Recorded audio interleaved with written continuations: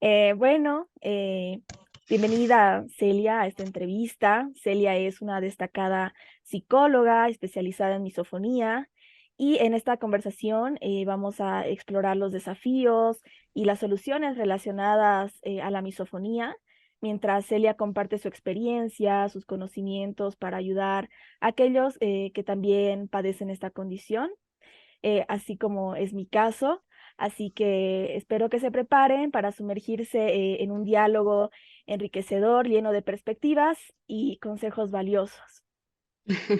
Bueno, y además, en primer lugar, para mí es súper, vamos, todo un honor, es súper reconfortante poder estar aquí, pues con resolviendo dudas, resolviendo preguntas que creo que, sobre todo las personas no afectadas por misofonía o aquellos que les rodean siempre han tenido en su cabeza. O sea que espero que, como bien has dicho, sea enriquecedor y sea algo de lo que se extraigan aprendizajes y de al menos acompañamiento, que muchas veces es algo que se echa mucho de menos en relación a la misofonía.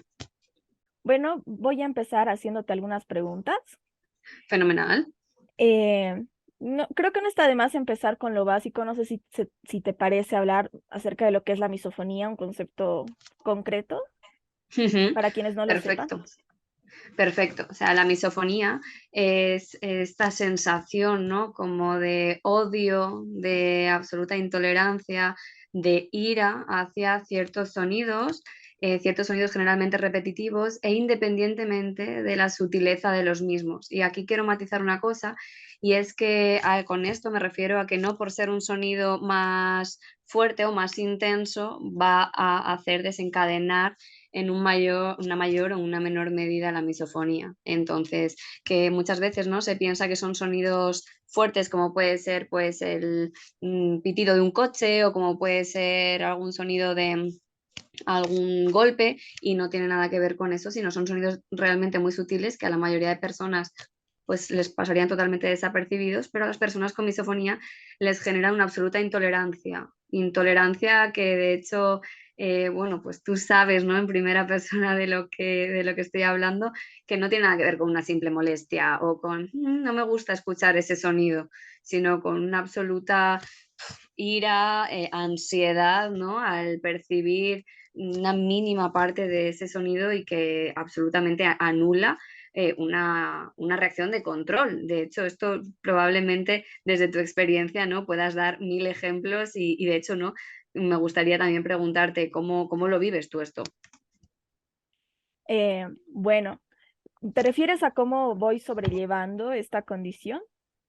Efectivamente, o sea, cómo lo experimentas tú, ¿no? En particular, que entiendo que muchas personas se van a ver reflejadas en tu experiencia.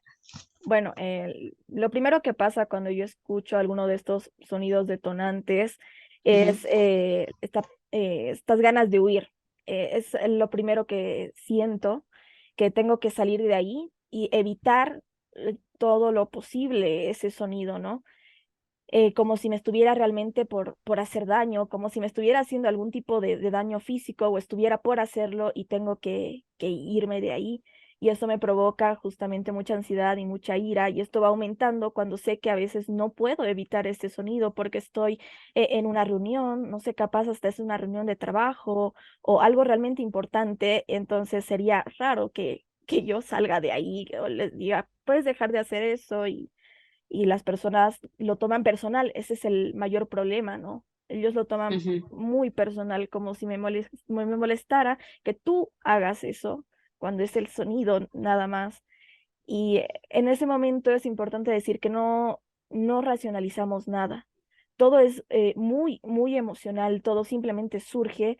Entonces, parece que ni hay tiempo, no hay una brecha en la que podamos analizar por qué me molesta esto, por qué siento esto. Ya después es cuando tenemos ese tiempo de analizarlo, y es cuando también nos viene este sentimiento de culpabilidad, ¿no? Eso. Justamente.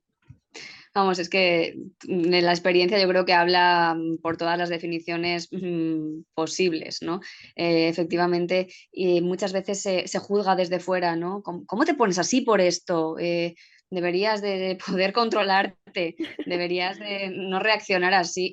Claro, la persona que sufre misofonía es la primera que sabe que no debería de ponerse así o que debería de poder controlarlo. El tema es que no se puede. El tema es que todo lo que intentemos entender de la misofonía a nivel racional, a nivel de lógica, se nos va a escapar entre los dedos, porque no responde a algo, pues eso, ¿no? De la lógica de por qué un sonido, como puede ser, ya no te pongo los sonidos míticos, ¿no? Como de masticar o de sonidos más guturales, de toser, sino sonido incluso a veces de respirar. ¿Cómo puede ser que te moleste este sonido? Desde la lógica es incomprensible. Por eso es muy importante para mí este punto, ¿no? Que las personas que acompañan, sobre todo a las personas con misofonía y las personas que las sufren en primera persona, sepan que no es racional, pero no, no por eso la hace menos importante o que se merezca menos atención. Sí, y es importante lo que dices, porque las personas con misofonía no es que no entendamos la lógica de que, bueno, pues todos respiramos y también pensamos, puede que la persona respira así, no sé, tiene algún problema en los pulmones, tiene algún problema de sobrepeso y respira así. Es que tenemos esa lógica. Lamentablemente es que cuando escuchamos el sonido, la lógica no existe en ese momento, es solo el sentimiento de huida. Justo, efectivamente, de huida, que como tú me has comentado, y en otras ocasiones de lucha, ¿no? ¿Cuántas veces hay personas que a mí me han dicho, es que si las miradas matasen, yo habría matado a varias personas a lo largo de mi vida relacionado con la misofonía, ¿no? Que te miro como, que, ¿cómo es posible que estés haciendo eso? ¿Qué haces? Masticando, respirando de esa manera, e incluso el mirarte o poner caras como de asco, de decepción, sí, de absoluto rechazo, que sobre todo con las personas más cercanas esto genera muchos conflictos. Sí, yo creo que lo hacemos por el hecho de que queremos que las personas se den cuenta de lo que están haciendo, ¿no? O sea, a mí me pasa, igual por las encuestas que hago en las historias de Instagram, nos ha pasado a muchos el hecho de imitar lo que ellos Ujú. están haciendo, como a ver si te das cuenta de lo que estás haciendo. Y De es lo muy frustrante, desagradable. sí, cuando la otra persona no le importa, ¿no? O sea, realmente para esa persona es algo normal. Y eso a Justo. veces frustra más porque piensas que lo está haciendo tal vez a propósito, cómo no se da cuenta que estoy haciendo lo mismo que él está haciendo. Y, y bueno, aquí viene algunas preguntas también que quiero hacerte. Bueno, si bien no se conoce al 100% la causa de la misofonía, y así como mencionaste en alguno de tus posts, considero que tiene un componente neurológico, Ujú. pero que aún así puede ser abordado con herramientas psicológicas, no para curarla, ni mucho menos para hacer que desaparezca, pero para gestionar las emociones en el momento que escuchamos el sonido detonante. A mí me sirve mucho eh, a veces intentar poner entre paréntesis mis emociones. Me ha costado mucho hacerlo y ponerme a pensar, ¿no? Entender más bien qué pensamientos tengo en ese momento. Y también Ajá. como lo mencionaba en mis historias, la mayoría de pensamientos eran, bueno, ¿qué le pasa? ¿Qué le sucede? ¿Por qué mastica así? ¿Por qué pone música tan fuerte? Y no Ujú. pensamientos de ese estilo y que con la ayuda de también la terapia cognitivo-conductual entendido que todo se reducía a un debería o no debería, ¿no? Como Ujú. por ejemplo, o sea, si yo digo, ¿qué le pasa? Viene de la mano con, ¿qué le pasa? No debería hacer eso. ¿Por qué mastica así? Debería masticar de esta forma, ¿no? Entonces Ajá. todo se me reduce a estos debería y no debería. Entonces, quería saber qué opinas tú acerca de estas dos frases que siempre están en nuestros pensamientos, muchas veces de forma inconsciente, ¿no? En las personas que padecen misofonía. Ujú.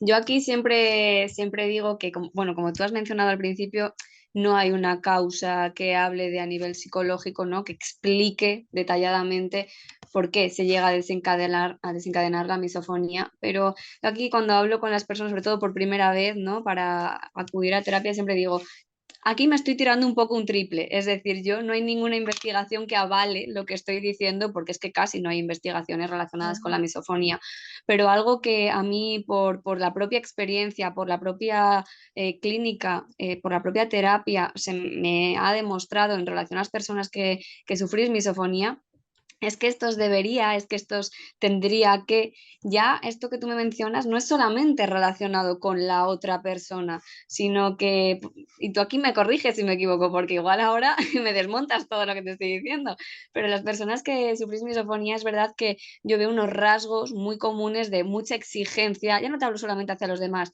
hacia nosotros mismos, ¿no? De lo que yo tendría que hacer, de lo que debería de hacer, de lo que debería de poder controlar, de cómo me debería de poder sentir, que muchas veces, ¿no? Nos exigimos en cuanto a perfeccionismo, podríamos hablar de eso, ¿no? En muchas de las cosas de nuestro día a día, entonces es como que vamos por nuestra vida con eso, ¿no? Debería, uy, se me ha olvidado, debería de haber hecho esto otro, uy, debería de llegar a esto, uf, no he hecho lo suficiente, debería de haberle dicho esto otro de más allá. Es como que constantemente hay un juez, ¿no? Que evalúa lo que estoy haciendo, lo que estoy diciendo o cómo lo estoy haciendo y lo adecuado o inadecuado de esas acciones.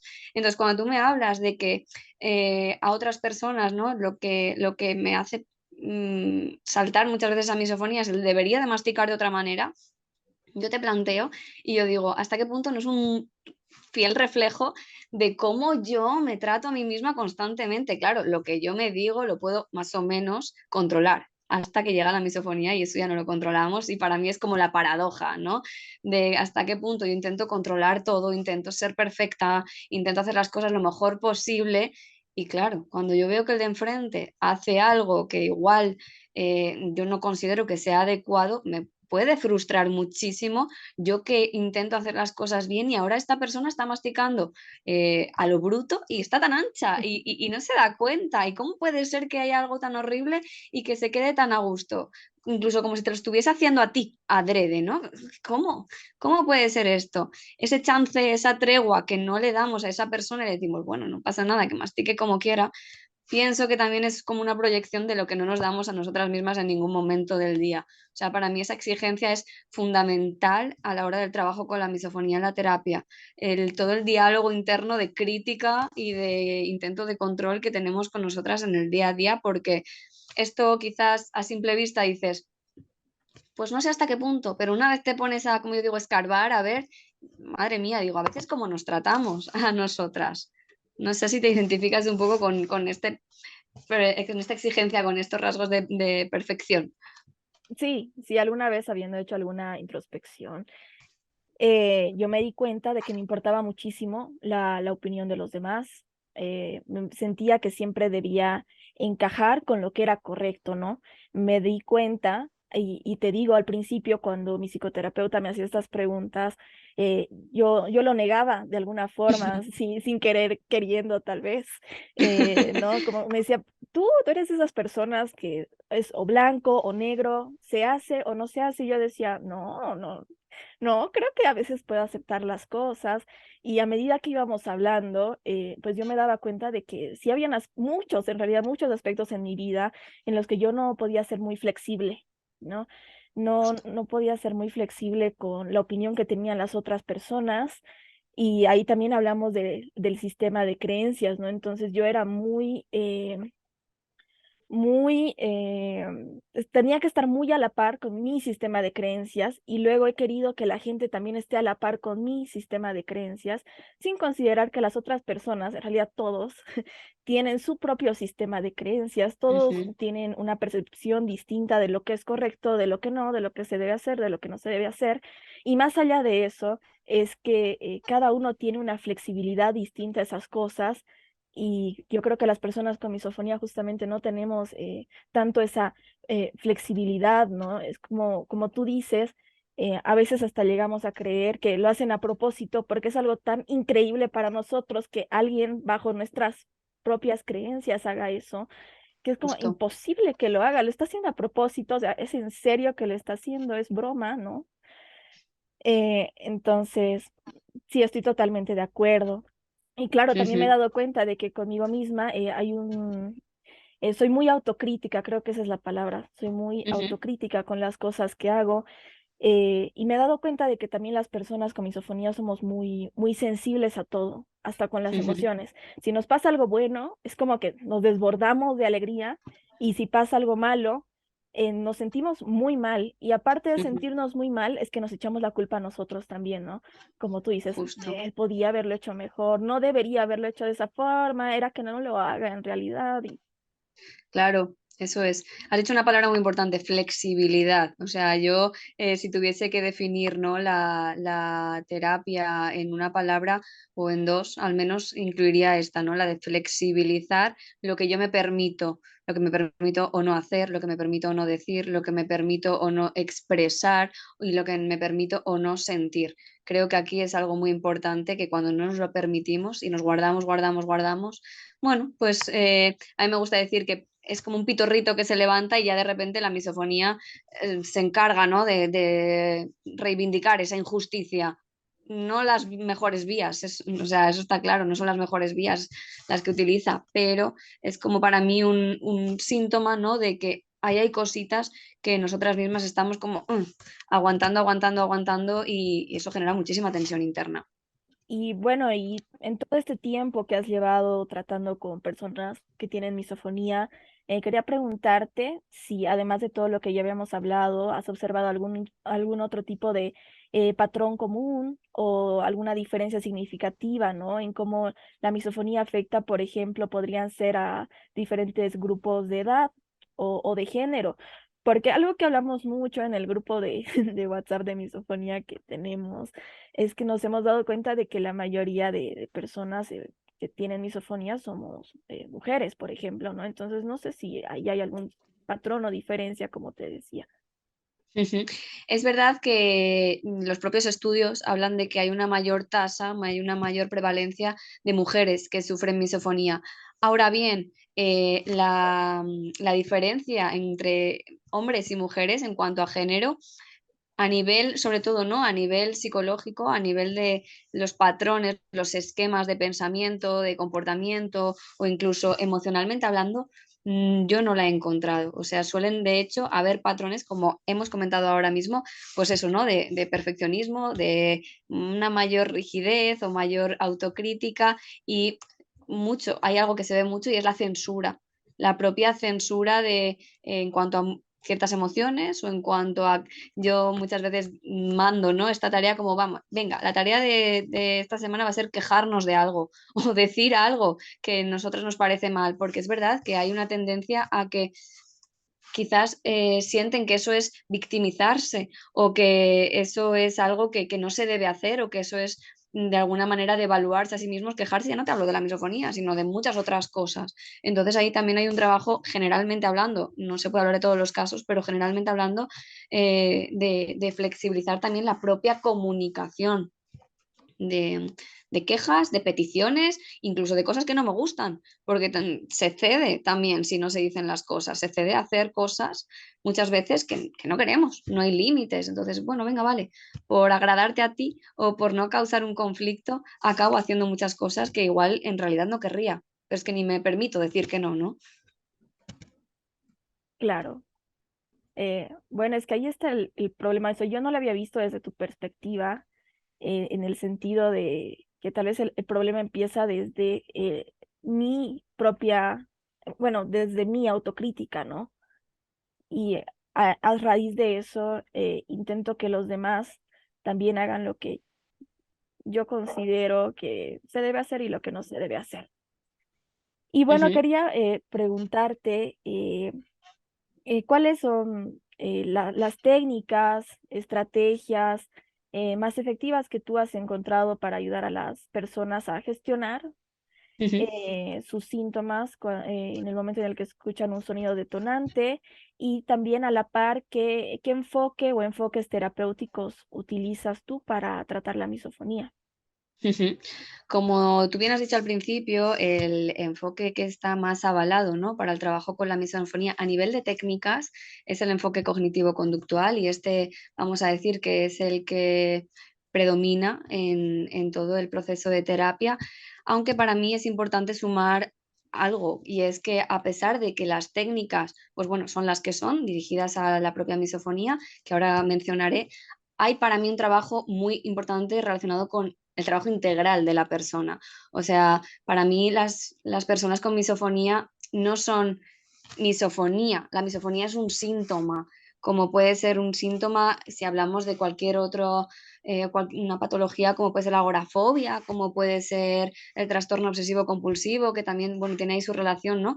Con la misofonía, o sea, como una fobia a cualquier otra cosa. Para mí eso es el síntoma, ¿no? Que es lo que se ve, pero la persona tiene muchas más cosas que abarcar y muchas más cosas importantes. Entonces, para mí hay una cosa fundamental y es que la persona, en cuanto si hablamos más o menos de técnicas, porque esto es un poco general, pero de que aprenda a manejar sus emociones y a relacionarse con ellas de forma saludable.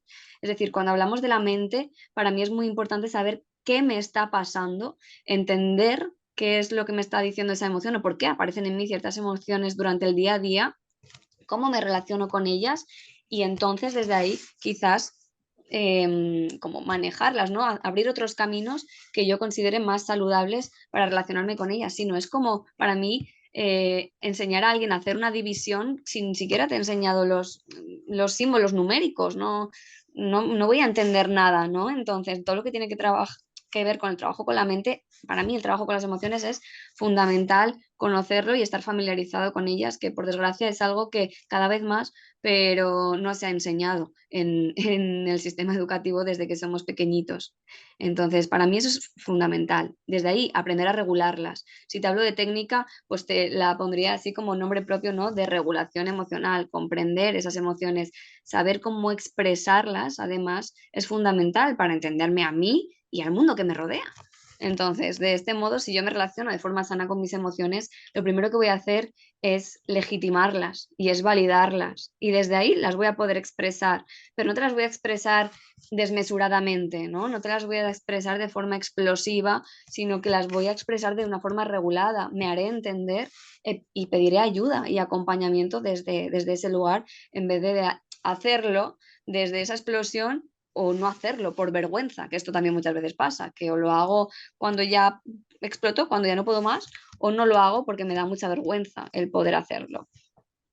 Entonces, si hablamos de técnica, pues esa regulación emocional, poder comunicar estas emociones y también para mí es fundamental el trabajo con los esquemas de pensamiento, que no me quiero repetir, pero es un poco lo que hablábamos antes. En relación con la misofonía, suele haber una tendencia a afrontar los problemas desde incluso nuestras emociones, desde el tengo que, debería de controlar, también relacionado mucho con la misofonía, debería de poder controlarlo y son muchos los aspectos de la vida de la persona en la que no hay control posible.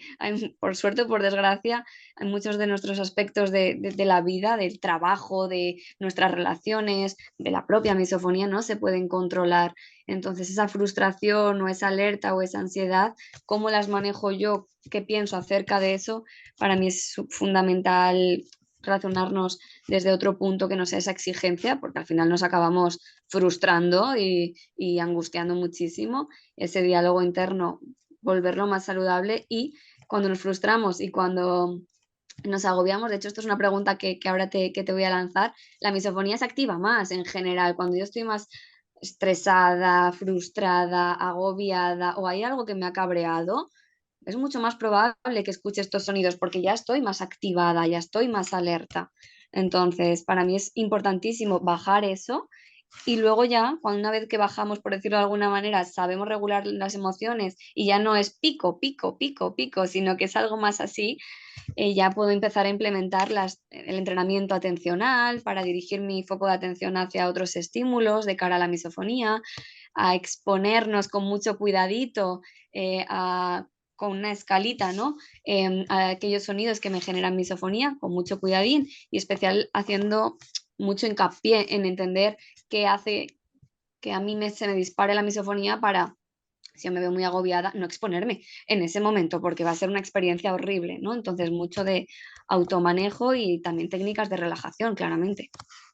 De hecho, la pregunta que te iba a hacer relacionada con esto es, ¿tú has notado que hay épocas de tu vida o quizás días en los que la misofonía está más activa, podríamos decir, que en otros? Sí, sí, justamente son esos días en los que siento un estrés muy aparte del sonido, ¿no? E incluso mi ansiedad aumenta porque esos días en los que estoy más estresada y demás, tengo el miedo de que justo, digamos, ya está por llegar mi papá y va a ser el sonido y va a ser este ruido.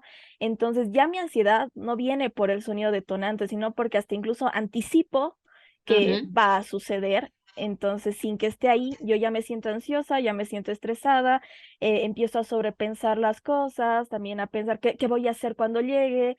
ujú. En vez de tal vez, bueno, hasta que llegue puedo hacer esto para desestresarme, tal vez, ¿no? Pero muchas veces creo que nos autoflagelamos, así que creo que es algo común. Yo creo que a cualquiera le pasa, en realidad, a cualquier persona que no tiene misofonía, el hecho de que alguien ya esté estresado, enojado por alguna otra situación, te predispone a estar molesto con otras cosas que tal vez no estén relacionadas y no sabemos Ujú, muchas veces discernir por qué realmente estamos mal, ¿no? Entonces, efectivamente. muchas veces como que le damos, por decir, le damos el palo al sonido, el problema que, o sea, la emoción que no es, porque realmente estábamos molestos y enojados por otra cosa, pero le atribuimos esas emociones al sonido también, entonces hace que nos moleste más, ¿no? Ujú. Eso es. Yo siempre digo, si hay una conciencia de cómo estás en cada momento, tú vas a saber que ya no es el sonido, que el sonido es como la cerecita que pones en el vaso que está a punto de desbordar. No es la cerecita la que hace desbordar el vaso, sino es que el vaso ya estaba bastante llenito. Lo que pasa es que el problema es si no estamos acostumbradas a mirarnos un poco hacia adentro, probablemente llevemos toda nuestra vida con el vaso a rebosar y estemos funcionando como si eso fuese lo normal. Sí, sí, te doy totalmente la razón, me gusta mucho cómo lo has querido poner de forma visual. Y, y bueno, hablando también de las técnicas que mencionabas anteriormente, quería Ujú. hablarte acerca de estas técnicas que tienen que ver con la exposición, ¿no? Yo, Controvertidas. sí, yo no apoyo ninguna técnica que tenga que ver con la exposición. Respeto Ujú. mucho y sobre todo me alegro por aquellos a quienes sí les haya servido. Pero alguna vez yo he intentado, por ejemplo, aguantar la ira y la ansiedad mientras escuchaba Claro, algún sonido, ¿no? Entonces, más que aguantarla o superarla, sentía que la acumulaba. sí. Entonces, ¿qué pasaba cuando después de unas 2 horas escuchaba el mismo sonido? Todo lo que había acumulado explota en un mismo momento, ¿no? Entonces me sentía más triste, más frustrada, más ansiosa de lo normal, porque ya tenía algo acumulado ahí. Entonces, bueno, ya lo habías hablado tú también diciendo que es como, me gustó esto de apagar fuego con gasolina. Ajá. Pero para las personas que no se han visto estos vídeos, te pregunto qué opinas tú sobre este tipo de técnicas. Ujú. Claro, es que esta técnica de la exposición tiene, vamos a decir así, variables, ¿no? O sea, tú lo que me mencionas es una exposición al uso, ¿no? Exponte e intenta aguantar hasta que explotes, o intenta no explotar al menos, ¿no? Pero estate ahí ante el sonido. De hecho, muchas personas que han llegado a consulta también, ¿no? Me han dicho, es que yo esto lo he intentado alguna vez, ¿no? Si el sonido que me molesta es el de que alguien mastique a mi lado, pues ponerme al lado y estar ahí aguantando, aguantando, aguantando, aguantando. Digo, no, jamás hagas eso. Eso es algo horrible, porque además estás condicionando esa experiencia. Ese sonido se está condicionando como algo horroroso, te está haciendo sufrir mucho y la próxima vez que estés ante alguien que está masticando vas a ir con muchísimo más miedo porque has sufrido un montón.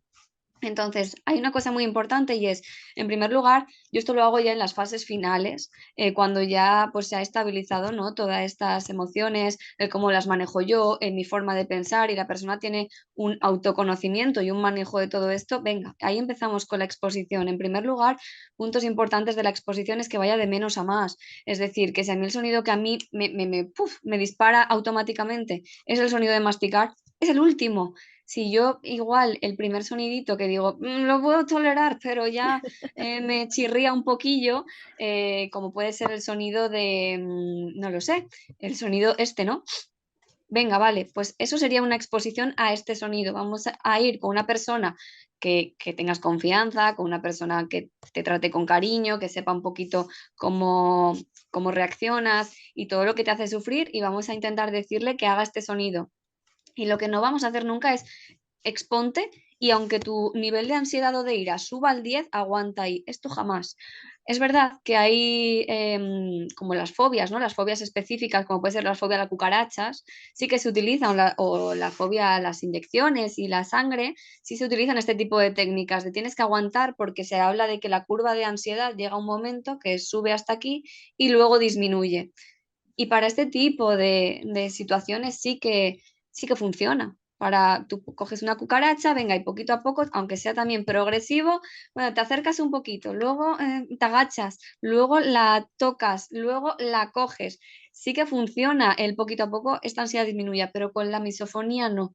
La misofonía no podemos hacer esto. Tenemos que estar muy conscientes de yo me voy a exponer a este sonido y voy a aplicar herramientas como la distracción de la atención, como la respiración, como el intentar yo a mí misma, venga, va, darme instrucciones de lo vamos a intentar, imagínate, ¿no? En mi caso yo lo que haría, venga, Celia, vamos a intentar este sonido, vale, está ahí, pero intenta centrarte en no sé qué. Si no puedes, no pasa nada. Y sobre todo, en el momento en el que veamos que si una escala del 1 al 10 ya estamos en el 7, hacemos un escape.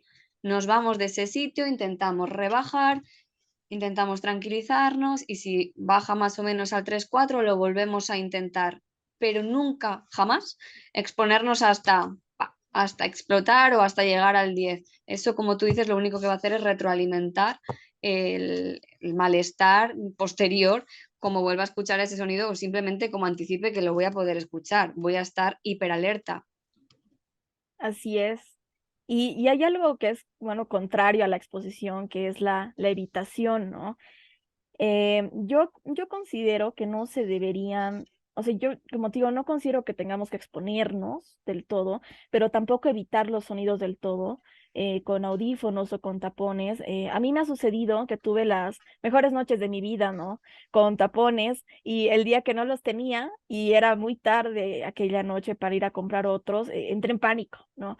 Claro. En pánico y de alguna forma percibía esa noche los sonidos de forma más fuerte. O sea, estaban como siempre, pero me había acostumbrado a tener los tapones que los percibía como si estuvieran sonando más, ¿no?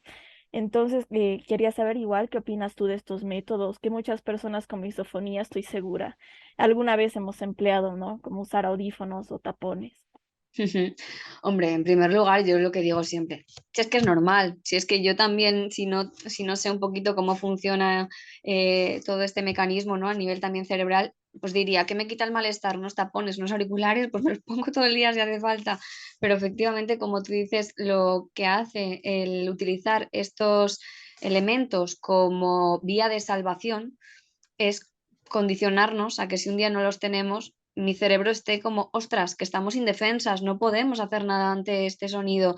Entonces, lejos de escucharlo menos, es como decir, venga, vale, vale, no lo puedo escuchar, no lo puedo escuchar porque no tengo tapones, no lo puedo escuchar porque no tengo auriculares. ¿Qué estoy haciendo cuando ya me estoy diciendo, no lo puedo escuchar porque no tengo auriculares? Estoy más pendiente. Como no lo puedo escuchar, a ver si no lo escucho, a ver si no lo escucho. ¡Ah, mierda, lo he escuchado!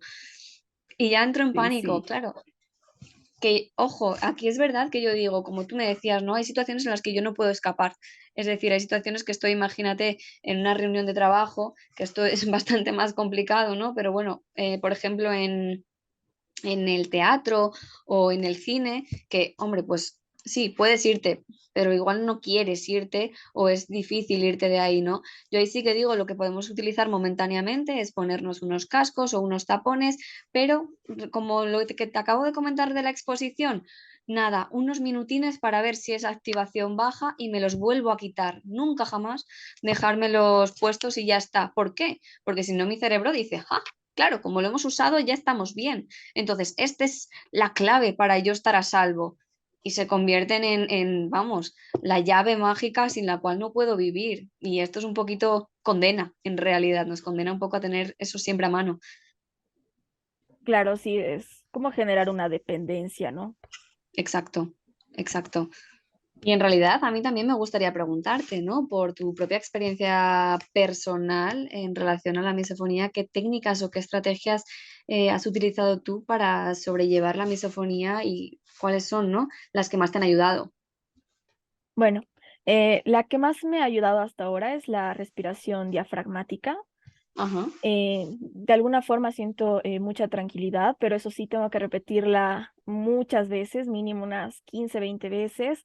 Algo que yo también he aplicado es que mientras hago las respiraciones, para no pensar tanto solo en el sonido y escuchar algo más, es decir un mantra en voz alta, que en mi caso no es mi problema, ¿no?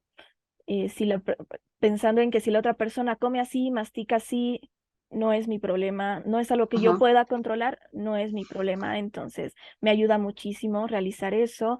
Igual he estado realizando el tapping, que ujú, claro, es una técnica de liberación emocional, ¿no? De digitopuntura, que me ayuda también mucho a describir cuál es, mientras hago las pulsaciones, cuál es el problema, describirlo, qué es lo que realmente me molesta de eso, y también aceptar mi condición, ¿no? La autoaceptación. Y también empezar a decirme frases positivas a mí, intentando cambiar todos esos pensamientos negativos que han surgido por el problema por estos pensamientos positivos, ¿no? ujú. Claro, porque, vamos, estoy segura de que alguna vez el hecho de sufrir misofonía te ha hecho llevar a dedicarte palabras del todo menos bonitas muchas veces, ¿no? Que estas personitas a mí me han comentado que bicho raro, hay algo mal en mí por sentirme así, por reaccionar de esta manera. No sé si tú alguna vez te has visto envuelta en estas autoverbalizaciones. Sí, sí, muchas veces, ¿no? Más allá de pensar soy rara, más bien pienso, ¿por qué no puedo ser normal, por ejemplo, ¿no? Ujú, ¿Por qué no puedo ser como una persona normal y que no me molesten estos sonidos que son totalmente ujú. cotidianos? Al parecer, para mí no. Y yo, o sea, lo único que podría decir es importante recordar a cada persona que cada uno tiene sus propias peculiaridades y sus propios desafíos, y simplemente la misofonía es un desafío que nos ha tocado a nosotros esta vez. Justo, de hecho te iba a preguntar, ¿no? Que qué les dirías tú al respecto, pero ya me has respondido y efectivamente, que nada de bicho raro ni nada de vergüenza, que no hay motivo para ello, aunque muchas veces así nos lo hagan ver. ¿A ti te ha llevado alguna vez algún conflicto con alguna persona el hecho de sufrir misofonía? O sea, ¿alguna vez te han, no sé, quizás dedicado palabras también como, ay, qué rara, contrólate o vete o... Muchas veces el que se lleva el premio es que estoy loca, ¿no? Ujú. Es que estás loca. Y claro, uno intenta decir, no, es que la locura es muy diferente a lo que es la misofonía, o sea, eso es otro tipo de condición, no es lo mismo. Pero las personas no se toman el tiempo muchas veces de leerlo y demás, porque justamente estamos hablando de sonidos cotidianos, ¿no? Entonces, como que darle mucha importancia a buscar de qué se trata, no hay.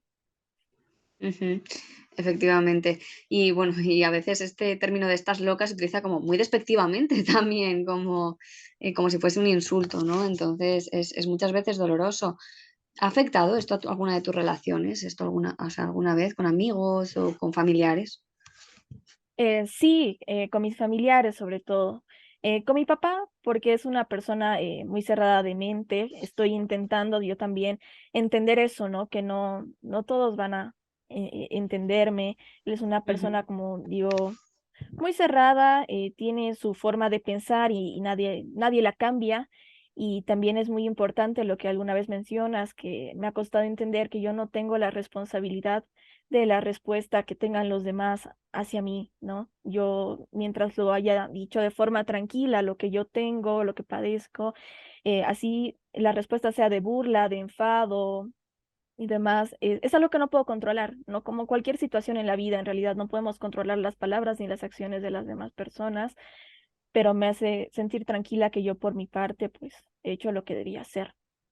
Justo, justo, porque aquí has mencionado algo muy importante, ¿no? De explicar con tranquilidad lo que yo tengo o lo que es lo que yo sufro, de qué se trata, cuáles son sus características, etcétera. Y esto es un paso importante para mí, al menos, ¿no? Es algo que veo mucho en la consulta, de que hay gente que me dice, yo he descubierto que esto tenía nombre hace nada. ¿Cuándo fue que descubriste tú que esto se llamaba misofonía, que no era que yo era muy tiquismiquis y me sonaba, o sea, y me molestaban ciertos sonidos? Eh, bueno, la primera vez que yo le di un nombre a esto fue a mis 13 años. Pues mi primer Ajá. episodio con la misofonía fue a los 8, pero a mis 13 años fue cuando yo tuve conexión a internet, un buen celular y demás para poder investigar, buscar qué era lo que sucedía y me apareció justamente este término, ¿no?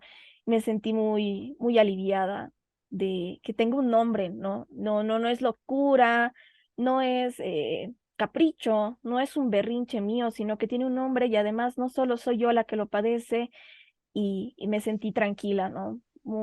Fue muy sanador para mí. Ujú.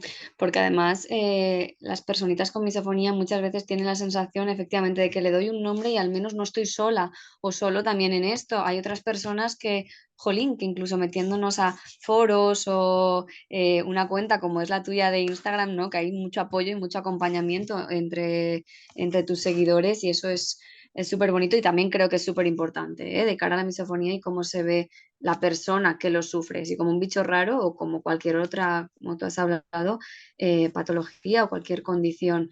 ¿Alguna vez tú has sentido que es que ya no hay salida? O sea, esto es ya para mí para siempre y yo tengo que poder con esto y esto es un infierno. Sí, de hecho, la mayoría del tiempo, ¿no? En toda esa frustración y tristeza, solo se te vienen ese tipo de pensamientos de no poder salir, sobre todo en estos, yo como te digo, intento hacer esas respiraciones y demás, muchas veces me funciona y hay veces en las que no, y recaigo, ¿no? Hay esas recaídas que creo que a muchos nos pasa en cualquier tipo de condición, y en esa recaída es cuando más me vuelvo a decir esas frases, ¿no? Tipo, no, la respiración no ha funcionado de nada, no va a funcionar, lo has intentado, no ha pasado nada. Entonces creo que quería preguntarte también a ti, ¿qué nos recomendarías a nosotros en esos momentos que tenemos esas recaídas, ¿no? Cuando estamos en ese logro y de repente hay un sonido que Ujú. no lo podemos controlar y recaemos. Ujú. Justo, tú antes has mencionado al principio de nuestra conversación que muchas veces esta tendencia a pensar blanco-negro, ¿no? Si esto no ha funcionado, ya no hay vuelta atrás, esto es un infierno al que yo me tengo que hacer a la idea que voy a tener que vivir el resto de mi vida y que no hay más narices. Y en primer lugar, o sea, ahí yo sí que recomiendo que en esos momentos, si yo ya no puedo soportar ese sonido, tampoco se trata de fustigarme por fustigarme o de quedarme ahí, ¿no? Que tú encuentres un lugar o unos cascos, es decir, unos auriculares o unos tapones con los que poder relajarte y volver a un momento de, pues eso, de más contigo y de más de, sobre todo de autocompasión, que yo siempre pongo el mismo ejemplo, una persona que está sufriendo en la calle con un dolor físico porque, no lo sé, tiene una recaída de, me lo invento, migrañas, no le diría otra vez, es que ya hablas otra vez que no puedes con esto, otra vez que te ha dado. A nadie se nos ocurriría, ¿no? Está sufriendo. Lo que necesita es ese abrazo o esa bueno, esa compasión y autocompasión también por su parte. Pero con nosotros nos damos unas licencias que no nos damos con nadie externo. Nos exigimos mucho y en este sentido pues eso, al final darnos ese abrazo o esa autocompasión para mí es importante y no juzgar que una recaída no es un he vuelto atrás, es un en el punto en el que estoy, esta situación ha sido muy complicada y no pasa absolutamente nada. Esto no quiere decir que ya todo vaya a ser negro, aunque yo sé que muchas veces lo parece. Ahí hay una pregunta extra. eh, las personas con misofonía, bueno, la mayoría al hablar nos hemos dado cuenta de que somos muy, muy empáticos, ¿no? Personas Ujú. muy, muy sentimentales y tal. Eh, ¿por qué, por qué no podemos ser así con nosotros mismos, tener esa empatía, ese consuelo para nosotros mismos y solo con los demás? Ujú. Hombre, aquí es verdad que me estoy mojando un poco porque no en todos los casos esto ocurre, pero muchas veces cuando yo no tengo esa compasión hacia mí misma, hacia los errores que cometo, hacia lo que puedo o no puedo gestionar de la mejor manera posible, muchas veces se trata de que cuando yo me he sentido que no puedo con algo o me he sentido triste, cuando sobre todo, ¿no? Empezamos a aprender a cómo manejar estos momentos, desde fuera se me ha dicho, venga que tú puedes, venga que tienes que conseguirlo, venga que lo vas a hacer fenomenal, venga que no pasa nada. Todas estas frases las hemos utilizado todos en realidad en nuestra vida, pero fíjate que ninguna contiene un es normal que estés triste, es normal que te pongas nerviosa, es normal que esto te genere malestar. Date un tiempo y cuando tú te sientas preparada, venga, que lo intentamos de nuevo, yo te acompaño con cariño y esto no habla de ti como una persona inútil o como que no vales o como que no eres lo suficientemente capaz, sino que están estos mensajes motivadores que con toda nuestra buena intención, como te digo, todas o todos los hemos utilizado, pero no nos separan a aceptar y cuidar de la emoción que estás sintiendo, sino más bien a deshacerte de ella, deshacerte de la tristeza, del miedo o de la rabia y eso nos pone las cosas bastante difíciles para luego relacionarnos con nosotros desde una compasión. Más bien nos intentamos deshacer e intentamos poder con ello. Bueno, hace un momento hablabas acerca también de si en algún momento sentimos que, bueno, la situación nos sobrepasa, ¿no? No está mal en algún momento usar audífonos por un tiempo limitado y tal, em, pero también nos pasa mm, que esta ira y esta ansiedad proviene de vibraciones. Por ejemplo, ¿no? Yo siento el portazo de los roperos o de las puertas de mis vecinos de abajo y me hace retumbar todo, ¿no? Y como te comentaba, yo al ponerme los audífonos no escucho el sonido, pero siento la vibración y me genera el mismo malestar que como si lo estuviera escuchando. Ujú. De hecho, esto a mí se me relaciona un poquito con, hay personas que a mí me comentan que sobre todo pasa, ¿no? Con este gesto de que, sobre todo hablo de experiencias de pacientes mujeres que me dicen, a mí si mi pareja se pone esta mano aquí y encima como tenga barba, me pone súper nerviosa. Es como un gesto que yo quita, quita, quita, quita. No es un sonido, quizás hablamos más de gestos, de misoquinesia, tú me hablas de vibraciones, pero al final es un poco esa sensación, ¿no? De frustración, de rabia, de cómo puede ser. Y no sé si este es tu caso, ahora me lo confirmas, pero puede tener que ver con cómo narices son tan mal educados o tan irrespetuosos de dar esos portazos y que yo sienta hasta la vibración y eso es automáticamente desencadenante de todas las mismas emociones que yo tendría si escuchase el propio sonido. Sí, no, sí, totalmente, tienes razón en eso. Se me vienen los mismos pensamientos justamente, ¿no? Y a veces aumentan más porque digo, ¿cómo sin escucharlos aún así vibras, ¿no? O sea, ¿qué tan fuerte tiene que ser el sonido para que Claro, además vibre, ¿no? Sí, justo. totalmente. Y bueno, en tus videos comentabas que debemos estar atentos justamente cuando estamos en estas situaciones a nuestras partes del cuerpo, ¿no? ¿Qué partes del cuerpo reaccionan primero, se activan primero, se empiezan a tensar primero, Ujú. ¿no? Entonces, yo no sé en estos casos qué técnicas, métodos, herramientas recomendarías y también que no recomendarías, ¿no? A una persona que tiene misofonía en estas situaciones. Vale, o sea, lo que me comentas respecto a las partes del cuerpo, es verdad que aquí para mí es importante empezar a relacionarnos con nuestro cuerpo como una vía de expresión de estas emociones, es decir, empezar a estar pendientes quizás en mi día a día de, ya no solamente relacionado con la misofonía, ¿qué pasa cuando yo me enfado? ¿Qué pasa cuando yo estoy contenta? ¿Qué pasa cuando yo estoy angustiada, ¿no? Yo si por ejemplo hablo de mí, siempre digo que a mí me afecta muchísimo a las cervicales. Como esté tensa, me duele mucho la cabeza. Si yo no, por ejemplo, no sé esto, no voy a asociar esta tensión o este dolor o esta subida de hombros que muchas veces tenemos con que estoy nerviosa o estoy tensionada en ese momento. Si yo empiezo a ser consciente de eso, ya no solamente la emoción cuando tenga un nivel de 10 me va a mandar mensajes, sino me va a mandar mensajes mi propia posición del cuerpo cuando yo haga un chequeo. Entonces, respondiendo un poco a tu pregunta, efectivamente hacer chequeos de nuestro cuerpo, de cómo me encuentro yo. Me hablabas de respiraciones diafragmáticas, también hay respiraciones relacionadas con el escaneo del cuerpo, es decir, hacer un escaneo se puede hacer más rápido, más lento, de cómo están diferentes partes de mi cuerpo. Me puede dar muchísima información y empezar a ver cómo siento yo pues la tristeza y desde ahí empezar a ver qué información me está transmitiendo, o sea, qué estrategias de relajación y mucho de parar y ver y parar a mirarme. Estamos todo el día con mil estímulos, pero mi cuerpo que me transmite cosas, el pobre, y a veces tengo la sensación que es como, hola, hola, hola, y no le prestamos ningún caso.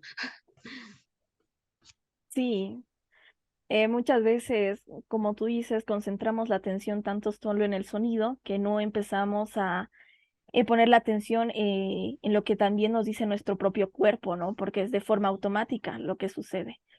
Ujú. Y bueno, vuelvo un poco atrás a un punto. Tú comentabas en uno de tus vídeos que lo siguiente, ¿no? Decías, quizá lo único y más importante consiste en poder decirle a esa persona que lamentas de corazón que ese sonido le haga sentirse así, ¿no?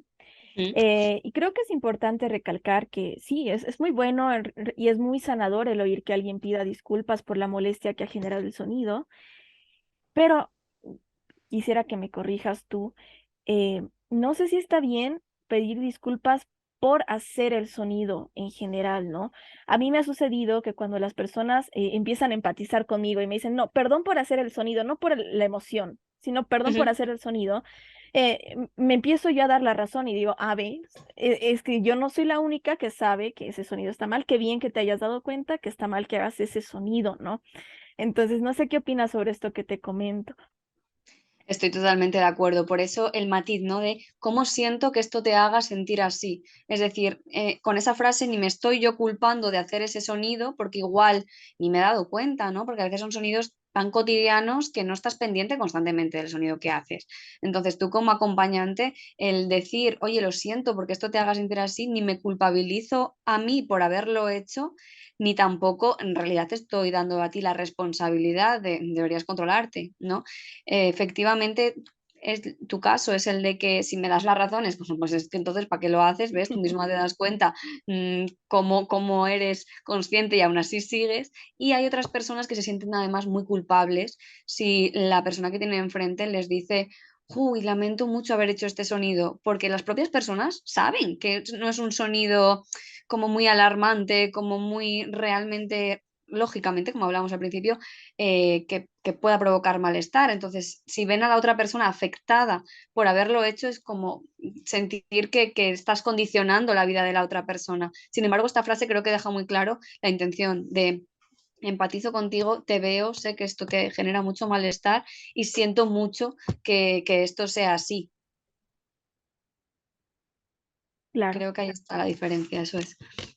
Sí, te lo comentaba porque muchas veces algunas personas me han hablado teniendo hijos, familiares con misofonía. Me decían es que yo le digo, intento disculparme por el sonido que he hecho y justamente yo decía, es que tal vez pasa, o sea, si a mí me dijeran eso, yo sentiría que me estás dando la razón, entonces me va a molestar más que lo hagas porque aparte de que ya sabes que está mal y lo vuelves a hacer, lo estás haciendo a propósito tal vez o de forma Ujú. consciente, ¿no? Y bueno, así como hay personas que van a llegar a entender y empatizar un poco más y decir este tipo de frases, hay gente que no lo va a entender, ¿no? Y aquí yo quería comentarte por ese lado, si ya habíamos hablado con alguien o habíamos comentado a alguien acerca de la misofonía y por algún motivo no lo ha entendido, puede ser más, sobre todo en caso de familiares, gente con la que convivamos mucho. ¿Deberíamos seguir insistiendo o qué podemos hacer en esos casos? Ujú. Uy, yo aquí es verdad que te diría que depende mucho, ¿no? Si es una persona que en uno de mis vídeos en Instagram yo me acuerdo que puse este ejemplo de personas estropajo o personas de seda.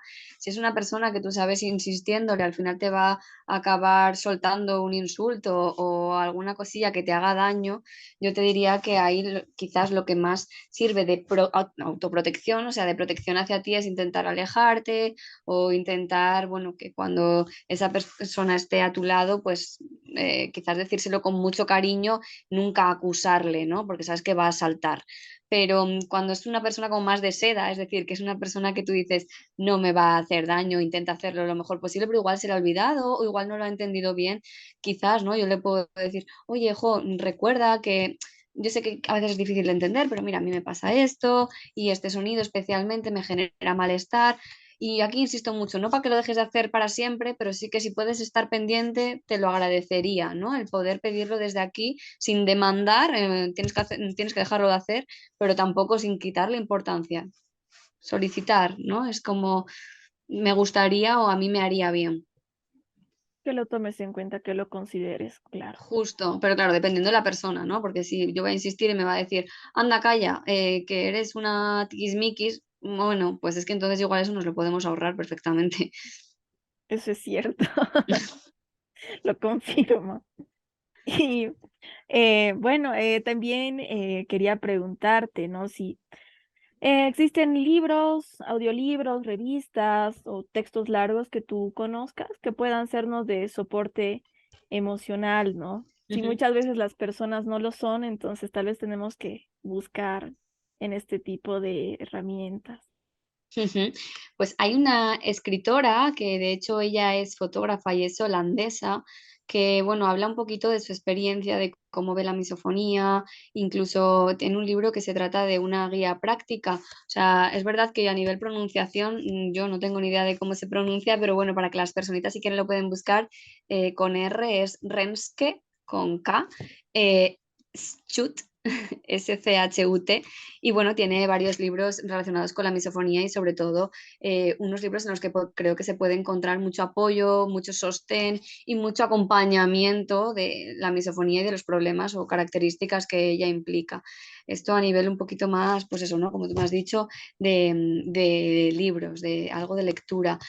Sobre todo, a ver, yo lo que diría también es muchísima formación en métodos de relacionarnos con nosotros mismos, empezar a ser conscientes de cómo nos hablamos, del diálogo, de la autocompasión, para mí es la mejor inversión que puede tener una persona porque eso le va a acompañar toda su vida, por 24 horas, de hecho, y conocerse. O sea, para mí un proceso que permita a la persona manejar desde el conocerse a sí mismo es fundamental. O sea, que yo sé que es una inversión que muchas veces es costosa, no solamente a nivel económico, sino también emocional, pero es que para mí es vital, sin que parezca que barro para casa, para mí es vital. Claro. Pero no sé si tienes alguna otra pregunta. Justo, de hecho, relacionado con esto que me has comentado, quería yo preguntarte a ti, ¿cuánto tiempo te ha costado encontrar a alguien que al menos sepa qué es misofonía o al menos haya oído alguna vez hablar de ello? No sé si para ti ha sido como una búsqueda muy, muy tediosa, muy pesada. Sí, bueno, en realidad, aparte de personas que tengan misofonía, nunca nadie, o sea, nunca he conocido a alguien Ujú, que sepa lo que es la misofonía, ¿no? Es por eso que justamente, más bien creé esta cuenta por eso mismo, porque, y fue el 2019, o sea, me di cuenta después de mucho tiempo.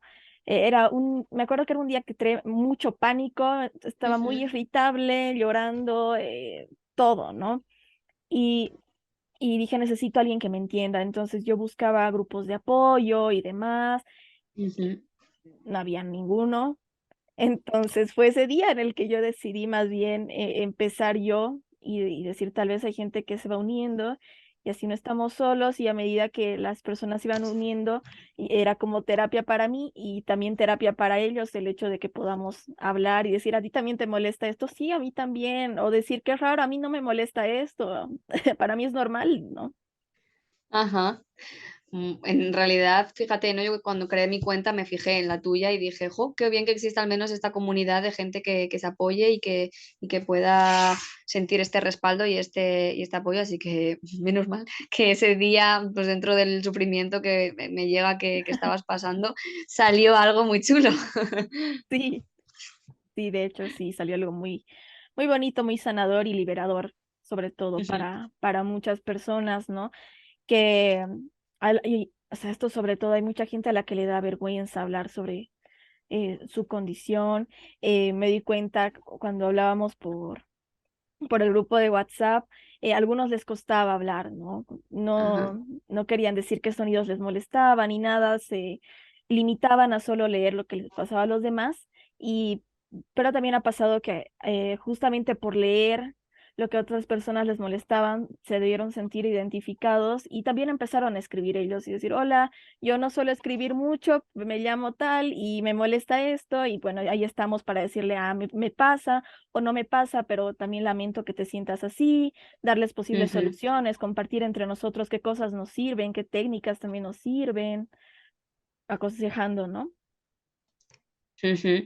Pues ya ves, o sea, fue precioso y fundamental, porque uno de los pasos muy importantes que en terapia, yo no digo que sea algo fácil, aunque a priori, dicho así de palabra, puede hacerlo, es el compartir con personas cercanas, al menos, lo que te pasa, lo que te molesta y lo que sufres desde ahí, ¿no? Desde que alguien te vea. Entonces, creo que con ese grupo se está facilitando mucho, así que, la verdad, súper positivo. Pues sí. eh, bueno, yo he acabado con mis preguntas. ¿Cómo vas tú?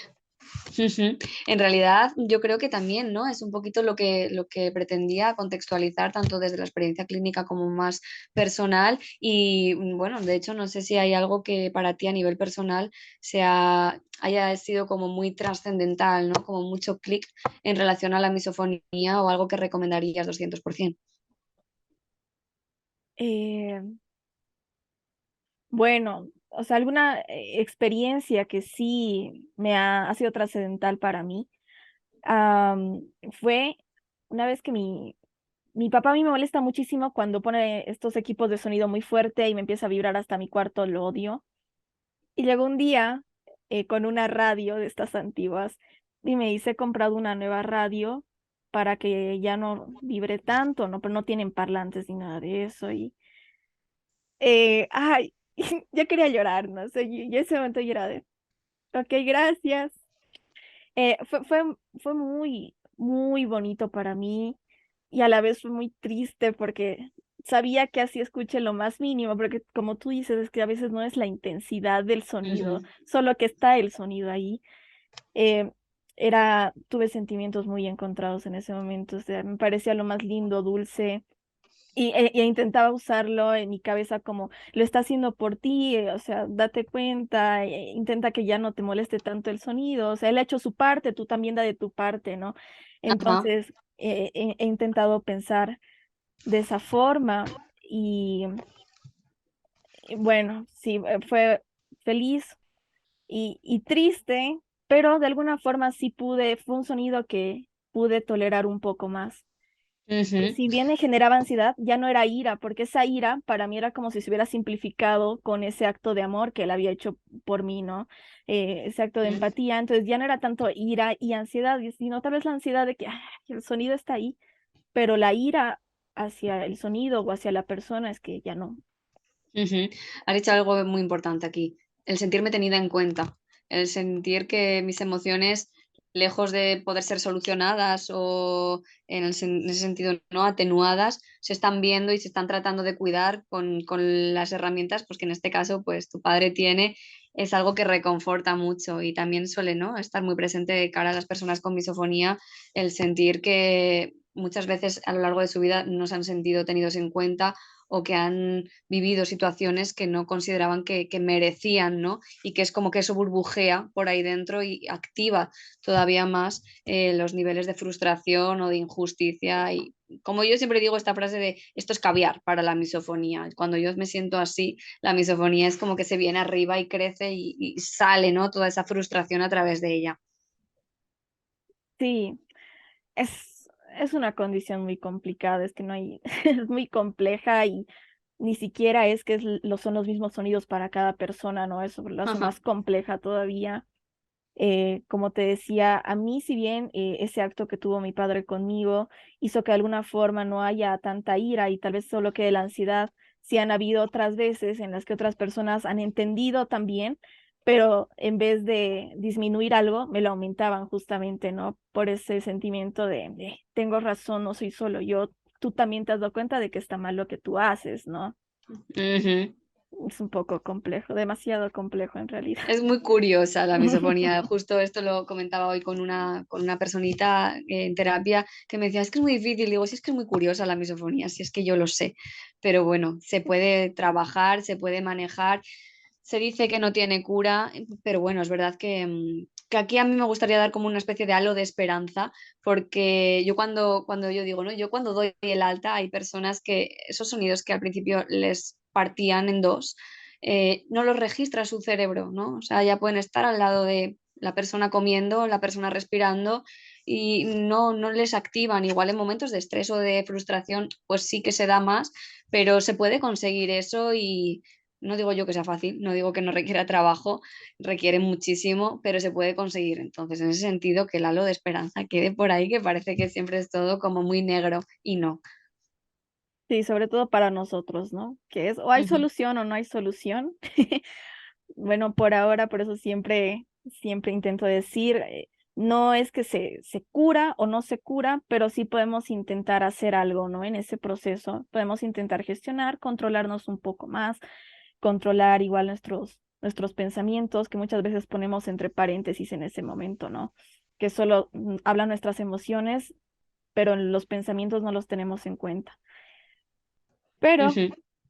bueno, me quedo con lo que dices de todas formas, porque también me sirve muchísimo escuchar esas frases esperanzadoras, ¿no? Que me sirven a mí, nos sirven a muchos de nosotros que tenemos misofonía.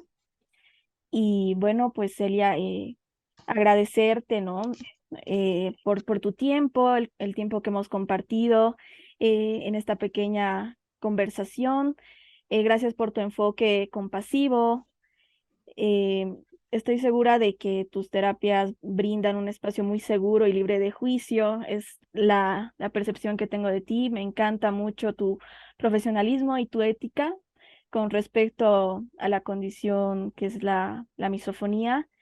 Y bueno, espero que podamos hablar pronto y que sea de cómo he podido superar la misofonía, ¿no? Espero y confío 200% y nada, gracias a ti, cariño, por esta oportunidad de darle un poco más de voz a la misofonía, nunca mejor dicho, para mí es un honor.